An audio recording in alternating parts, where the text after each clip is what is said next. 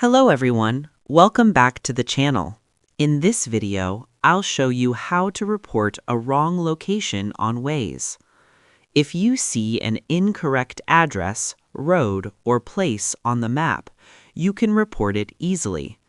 First, open the Waze app and go to the location that is wrong. You can search for it or zoom into the map manually.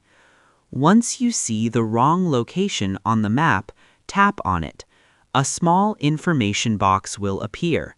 In that box, look for the option called Edit, Suggest an Edit, or Report a Problem. Tap on that option. Now, choose the reason for the issue, such as wrong address, wrong place name, or incorrect road details. Enter the correct information if asked. After filling in the details, submit the report. Waze will review your feedback, and once approved, the correction will be updated on the map. That's how you report a wrong location on Waze and help improve the map for everyone. If this video helped you, like, share, and subscribe to the channel. Thanks for watching.